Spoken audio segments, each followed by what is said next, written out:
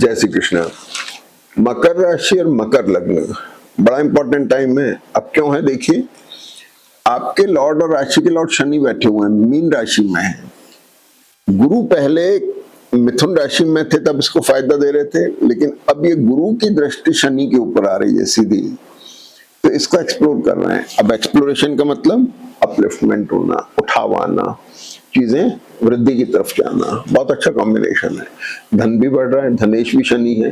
तीसरा स्थान सहयोग का होता है, यानी आपके लोगों के साथ आपका रिलेशनशिप अच्छा है तो आपको उसकी मदद भी मिल रही है।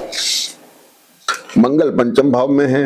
शनि और मंगल जो है विदेश से संबंधित काम बता रहे हैं। जो लोग विदेश जाते हैं, विदेश रहते हैं, काम करते हैं या जाना चाह रहे हैं, उनके लिए बहुत अच्छा टाइम है। कुछ एसेट क्रिएशन की तरफ भी जा सकते हैं, इन्वेस्टमेंट की तरफ भी जा सकते हैं। दूसरा इंपॉर्टेंट कॉम्बिनेशन क्या है कि गुरु पुष्य नक्षत्र के सप्तम भाव में है, द्वादशेश हो गए। थोड़ा ओपन माइंड होकर के कुछ नए बिजनेस रिलेशनशिप या मैरिटल रिलेशनशिप की तरफ आप जा रहे हैं। प्रोफेशनल पार्ट पे कुछ चेंजेस आपको दिखाई दे रहे हैं अच्छे साइड में। अगर आपका जन्मपति अच्छे मूड में है, चैलेंजिंग मोड में नहीं है, तो निश्चित तौर पे अच्छे रिलेशन आपको फायदा होता दिखाई दे रहा है, क्योंकि गुरु के साथ योग कारक शुक्र बैठे हुए हैं जो इसको इजाफा दे रहे हैं, मजबूत बना रहे हैं, मान सम्मान बढ़ा रहे हैं, प्रतिष्ठा बढ़ा रहे हैं। अच्छा साइन है। अच्छे मैरिटल और बिजनेस रिलेशनशिप एस्टेब्लिश होने की तरफ जा रहे हैं। मंगल यहाँ पर थोड़े सूर्य के नक्षत्र में के अग्रेसिव हैं, तो थोड़ा ध्यान रखना है अग्रेशन का।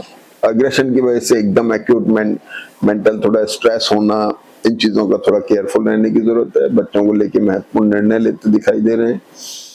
इन्वेस्टमेंट्स दिखाई दे रहे हैं, ये सबसे बड़ी चीज हो गई। और जो लोग ब्लड प्रेशर के पेशेंट हैं उनको विशेष ध्यान रखना है इन दिनों में।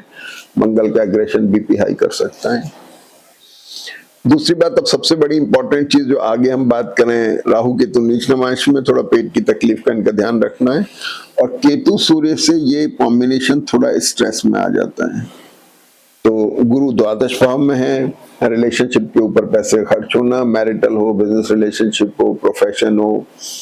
अब जैसे कोई नौकरी पेशा है वो तो क्या इन्वेस्ट करेगा, उसकी ट्रैवल हो जाती है। बिजनेस में है उन लोगों के लिए नए बिजनेस प्रपोजल्स को लेकर के कुछ वो रहेगी। प्रोफेशनल पार्ट पे वर्कलोड हो सकता है, स्ट्रेस हो सकता है, काफी काम की दबाव रह सकता है। ये चीजें इस समय बनी हुई हैं। अब सबसे बड़ी चीज क्या हुई कि देखिए, मैं पहले ही चर्चा कर दूं कि मंगल की दृष्टि केतु के ऊपर है। मंगल सूर्य के नक्षत्र में है, केतु अपने नक्षत्र में है। ये ग्रहण की पोजीशन बन रही है। बाएं और दाहिने पैर में या कंधे में चोट का, इंजरी का इनका ध्यान रखना है। अगर जन्मपत्री थोड़ी भी आपकी स्ट्रांग नहीं है, जैसे बृहस्पति जिनकी जन्मपत्री में स्ट्रांग होता है वो लोग इंजरी से बच जाते हैं, छोटे मोटे हैजर्ड होकर निकल जाता है, लेकिन जिनकी वीक होती है उनको ज्यादा तकलीफ आ सकती है। तो पैर में किसी तरह की चोट, मसल्स का स्ट्रेन, इस तरह का थोड़ा ध्यान रखने का जरूरत है। इस केतु की दृष्टि द्वादश भाव पर भी है, तो द्वादश भाव पर होने की वजह से पैसे का नुकसान होना, सडन गेन, सडन लॉस होना। तो जो लोग सिल्वर गोल्ड में या शेयर में काम करते हैं वो ध्यान रखें। और इसके सेकंड हाउस पर दृष्टि जो है वाणी का कारक भी है, धन का कारक भी है, तो बोलने पे कंट्रोल रखना है भाई, गलत सलत मुंह से ना निकले, नहीं तो सब कुछ गड़बड़ हो जाएगा। और चतुर्थ भाव पे दृष्टि ये पेरेंट्स की हेल्थ को, कमर के दर्द को, इनको बता रही है। तो इन चीजों का विशेष ध्यान रखना है। अब इस वीक की पोजीशन क्या है? वीक की पोजीशन ये है कि चंद्रमा सबसे पहले कन्या राशि में है। कन्या राशि में चंद्रमा शनि के साथ रिडिफाइनिंग मोड बना रहे हैं। मैरिटल, बिजनेस रिलेशनशिप, प्रोफेशन, इनको लेकर के रिडिफाइनमेंट चल रहा है। पैसे के बारे में सोच रहे हैं, अपनी पोजीशन के बारे में सोच रहे हैं, और थोड़ा आध्यात्मिक हैं, थोड़ा इंट्रोवर्ट हैं, ये चीजें दिख रही हैं। इसके बाद में आप देखिए कि 17 तारीख से जो बुध मिथुन राशि के अंदर वर्गोत्तम में थे, 6 लॉर्ड छठे स्थान में थे, अभी शिफ्ट होकर के कर्क में आ जाते हैं। तो बुध यहाँ पर वर्गोत्तम में आ गए। शुक्र, गुरु और बुध का कॉम्बिनेशन बड़ा एक्सप्लोरिंग है। नए बिजनेस और मैरिटल रिलेशनशिप्स को डेवलप कर रहा है, एक्सप्लोर कर रहा है, उनको इजाफा दे रहा है, प्लीजेंट बना रहा है, अच्छी पोजीशन में है। आप सिलेक्शन की तरफ जा सकते हैं, आप बिजनेस अच्छे प्रपोजल को एक्सेप्ट करने की तरफ जा सकते हैं। लेकिन ध्यान रखना है, बुध यहाँ 6 लॉर्ड हो गए, डेट्स, डिसीज और लाइबिलिटीज के कारक हैं। आपका रिलेशनशिप लाइबिलिटी में कन्वर्ट ना हो फ्यूचर में, इसका ध्यान रखना है। मतलब बहुत इमोशनल होकर, एग्रेसिव होकर डिसीजन ना लें, केयरफुल होकर के लें। स्पाउस की हेल्थ का थोड़ा ध्यान रखें, कफ कोल्ड और टूथ प्रॉब्लम की तकलीफ भी हो सकती। इसके बाद में आप देखिए कि सूर्य जो है 22 तारीख को आर्द्रा नक्षत्र में आ जाते हैं, तो सूर्य यहाँ पर राहु के नक्षत्र में आ गए। छठे स्थान में सूर्य शत्रुनाशक है, डेट्स डिसीज और एनिमीज, डिसीज को भी क्रश कर रहे हैं, डेट्स को भी क्रश कर रहे हैं यानी लाइबिलिटीज को, और एनिमीज को भी कर रहे हैं। तो जन्मपत्री अपने आप उठाव की तरफ है। छठे स्थान में अगर सूर्य बैठ गए पाप ग्रह वहां जाके, तो ये जन्मपत्री अपने आप उठाव पर है। द्वादश में मंगल, सूर्य और केतु तीनों दृष्ट हैं। ध्यान रखना है पैसे के निष्कासन का एकदम से, या फिर ट्रैवल हो सकती है, कंधे में कहीं दर्द की तकलीफ हो सकती है, इसका ध्यान रखें। अब कंधे में इंजरी, बल्कि दर्द की तकलीफ, तो इंजरी भी हो सकती है, खिंचाव आ सकता है, मसल्स में स्ट्रेन आ सकता है।